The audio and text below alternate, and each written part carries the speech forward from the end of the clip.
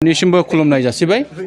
दिनैहाय बिटिआर सरकारनि जे जोंहा ग्रीन बड'लेण्ड मिशन बिनि जोहै जा मोनफ्रोमबो गनायथि जानाय क्लाबफोरनो दिनै बिफां फुलि राननानै होनाय लेखा जोङो दिनैहाय नैबे जोंनि 14 नं चिरां दुवार समस्टिनि सिङाव जा खुंग्रिं नारेंगुरि जुगामि क्लाबनि बानजायनायाव जे जोंहा ग्रीन बड'लेण्ड मिशननि जोहै जेरैबायदि बिफां फुलि बिथांमोना 400टा मोनबोदोंमोन। बे बिफां फुलिखौ बिथांमोना गावसिनि नैबे क्लाबनि लांगोनायाव बिथांमोना गायनायनि हाबाफारि लादों। बे हाबाफारियाव आङो नुजाफैनो मोननानै आं खोब क्लाबनि दैदेनगिरिफोरनो आङो साबायखर जासिगोन। आं मिजिं खालामगोन बे हाबाफारियाव जोंहा जोंनि खुंग्रिं बिसिडिसिनि मासिगिरि जा अष्टमि नार्जारि बिथांमोना बाहागो लाफैदों। गामिनि रायजो राजा बिथांमोना निसय मैखोमै बाहागो लानानै बे हाबाफारिखौ बिथांमोना मावफुंनो सिगांदों। आं बेखौनो खावलायगोन जे जोंहा बिटिआरनि मानव गेदेर गाहाय मावफुं सोद्रोमा गेदेमा प्रमद बर'नि मिशन आरो भिजन बेखौ बिथाङा दिनै मोनसे मोगथां महर होनो थाखाय जे बिथाङा ग्रीन बड'लेण्ड मिशन बेनि गेजेरजों मोनफ्रोमबो क्लाबाव बा मोनफ्रोमबो ओनसोलाव जे बिफां गायनायनि जे जावरिखांनाय बेखौ बिथाङा लाबोनो सिगां दङ। आरो थांनाय समाव आसामनि गिबि मन्थ्रि डक्टर हिमन्त बिश्व शर्माया अमृत बिस्क आन्दलननि गेजेरजों गोबां बिफां गायबाय। आरो दिनै बिटिआर सरकारनि गेजेरजों बेबायदि बिथांखिनि गेजेरजों बिफां गायनानै जोंनि ओनसोलखौ सोमखोर खालामनायनि थांखि दङ। आरो बे थांखिखौ दिनै सानसे नङा सानसे निसय जों मोगथां महर मोनगोन बेखौ आं आसा खालामो। दिनैहाय जोङो बेखौनो खावलायगोन जे जाय क्लाबफ्रा दिनै बे हाबाफारिखौ मावदों बे हाबाफारिखौ जाहाथे मोगथां महर होनो थाखाय बिथांमोना निसय नाजानांगोन। बिफां गायनानैल' ओरैनो दोनोबा निसय बियो फिथाइ थायनाय नङा। बे बिफांखौ जाहाथे थांजासिम इयुनाव बे बिफांनिफ्राय जों फिथाइ मोनजासिम जोङो निसय बेखौ दायथ' लानांगोन, बिबान रुजुननांगोन। आरो दिनैहाय जों नुदों जे जोङो मोनसे समाव एसिया महादेशनि गेजेरावनो जोंनि नैबे ओनसोला बयजोंबो मिथिजानाय सोमखोर दंफां लाइफांजों बुंफबनाय होननानै जोङो मिथिगौमोन। नाथाय बे ओनसोला दिनैहाय जोबस्रांनायनि लामायाव दिनै बेबायदि जोबस्रांनायनि थाखायनो जोंनि दैनि लेयाराबो गाहाय फारसे थांगासिनो दङ।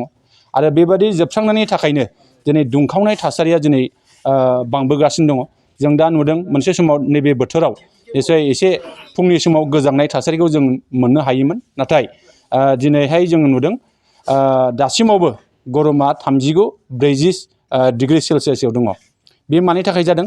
दिनै जोङो जोंनि मिथिंगानि जे फोजोबस्रांनाय, मिथिंगाजों मानसिनि जे दावहा, बे दावहाया जोंनि थाखाय गिख्रंथाव मोनसे थासारि जोङो नुनो मोनदों। आरो बेखौ रैखाथि होनांगौआ साफ्रोमबो जोंनि मावख'गिरिफोर, जोंनि नोगोरारिफोर, जोंनि रायजो राजाफ्रा बिनि सायाव निसय संरैखा खालामनो हानांगोन, रैखाथि होनो हानांगोन।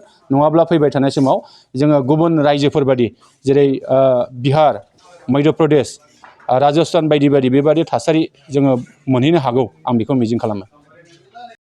बिटिआर सरकारजों खुंजानाय बिटिआर सरकारनि मोनसे मिशन ग्रीन बड'लेण्ड मिशन, बे मिशनखौ दिनै गुबुन जायगायाव दिनै इमप्लिमेन्ट खालामदों गभर्नमेन्टआ। थिग बेबायदिनो दिनै खुंग्रिं ओनसोलाव जोंनि खुंग्रिं नारेंगुरि क्लाबा बिटिआर सरकारनि ग्रीन बड'लेण्ड मिशननि मोनसे मिशन, बेवहाय जोंनि क्लाबा सायख'जादों। थिग बेबायदिनो दिनै जों बेखौ लोब्बा लानानै दिनै जोङो बिफां गायनाय हाबाफारिखौ लादों।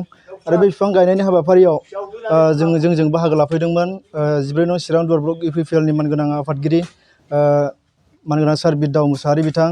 आरो बे हाबाफारियावनो जोंजों बाहागो लादों खुंग्रिं बिसिडिसिनि मानगोनां चेयारमेन सार अष्टमि नार्जारि बिथां। खोब जोङो बिफां गायनाय हाबाफारियाव दिनै सरकारनि माखासे मानसिफ्रा जोंजों बाहागो लानायाव जों खोब गोजोननाय मोनदों। आरो बेजों लोगोसे दिनै बे बिफां गायनायनि गेजेरजों जोंनि ओनसोलाव जोङो माबा मोनसे मेसेज होनो हायो नामा?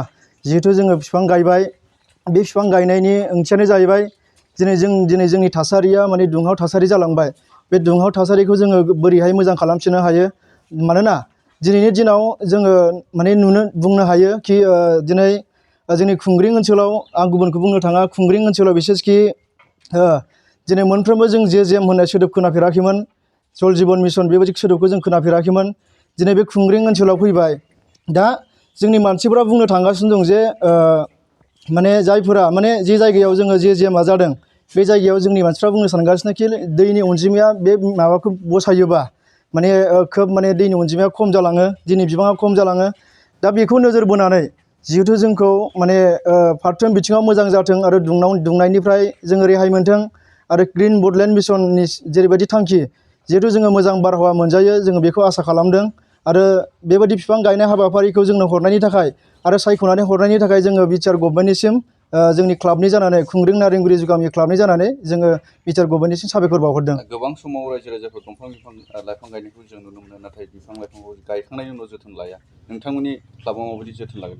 दिनै जोङो माने बिटिआर सरकारा हरनाय जिहेथु बिफां फुलि जोंनो 400टा हरदों, बे 400टा बिफांखौ जोङो माने क्लाब जानानै आरो ओनसोलनि मोनसे गेजेरनिनो गामि हिसाबै जिहेथु जोङो मोनसे क्लाबाव माबायदि एक्टिभिटिस मावनांगौ जोङो बेखौ माने जोङो गायजेननिफ्राय लानानै जोङो क्लाबा जिहेथु गोबां एक्टिभिटिस सिगांनिफ्राय मावबोबाय, बेबादिनो जोङो दिनै बिफांखौ माने जेरैबायदि जोथोन लानांगौ जोथोन लानानै 400टानि गेजेराव जिहेथु 400टा बिफाङा जिहेथु मोजाङै थायो, जों क्लाबनि जानानै जोङो बेखौ माने खोब आबाद खालामगोन होननानै जोंनि गेजेराव जोङो सावरायलायनायनि गेजेरजों जों दाख्लै डिसिसन लादों।